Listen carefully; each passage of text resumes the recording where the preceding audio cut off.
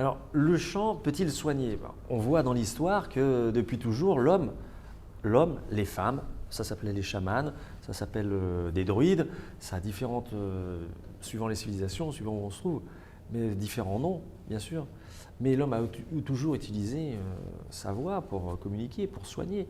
On a très vite vu que on ne parlait pas de vibration, on ne parlait pas d'équation, on n'avait pas d'oscillateur, on n'avait pas d'appareil de fréquence.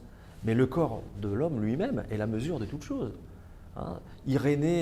Saint Irénée de Lyon parle vraiment de l'homme mesure de Dieu et Dieu mesure de l'homme. C'est-à-dire que dans l'invisible, dans ce qui n'existe pas encore, nous sommes déjà. Et nous sommes par rapport à ce qui existe dans l'invisible. Donc on voit cette relation qui est un peu magique. On le dit magique parce qu'elle est invisible, parce qu'on ne la voit pas. Mais quand on a mal et qu'on fait des exercices ou qu'on utilise sa voix pour guérir, on voit bien que les procédés de transe, tout passe par la voix. Hein, si vous voulez transmettre quelque chose à quelqu'un, vous pouvez faire des signes, vous pouvez faire des choses. Mais quand vous parlez, quand vous chantez, quand vous faites des sons, des associations de sons continus, si notre oreille n'est pas habituée, on va se dire « Oh là, c'est épouvantable, qu'est-ce que c'est que ces sons, c'est pas beau du tout ». Mais ce n'est pas ça le sujet. Le sujet, c'est d'avoir quelque chose qui est bloqué, donc en nous, un courant énergétique qui est bloqué et qui a besoin de nouveau d'être débloqué, ce qui est le principe de l'acupuncture, hein, le principe du shiatsu, le principe de beaucoup de choses qu'on utilise dans les médecines extrême orientales, extrême orientales, et qu'on retrouve d'ailleurs très bien chez les thérapeutes d'Alexandrie. Hein, je vous parle de ça il y a 2500 ans. Donc en fait, ils savaient très bien tout ça. Alors la médecine moderne, depuis le 17-18e siècle, a un peu changé tout ça. Et on soignait avec la voix, on soignait avec les mains, on soignait avec la voix, avec tout ce qui nous permet d'accueillir et de diffuser la vibration. Hein, si vous mettez vos mains comme ça et que vous parlez, si vous détendez, vous allez sentir quelque chose. Ce aleph, ce vide dont je parle, en fait, il existe, il n'est pas si vide que ça.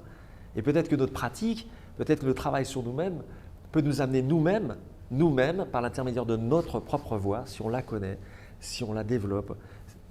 J'ai un peu envie de dire quand même, hein, dans les règles de l'art, pardonnez-moi cette déformation professionnelle, mais il y a quand même un ordre des choses pour qu'elles existent.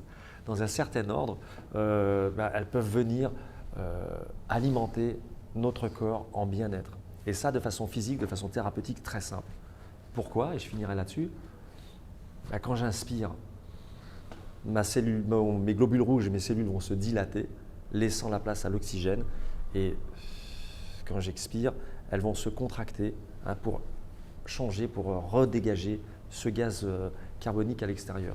Donc il y a quelque chose d'un peu alchimique, un peu magique, quelque chose de l'ordre du soin. Je me soigne, j'expand et je laisse sortir. Donc partant de ce principe-là, on a même imaginé dans nos recherches, puisque c'est vraiment ce qu'on fait en ce moment, on fait des recherches beaucoup sur la voix, la manière qu'on pourrait avoir de se soigner soi-même, comme le faisaient nos ancêtres en fait. Hein. Donc on vit en ville, on est coupé de notre instinct, plus rien autour de nous n'est naturel.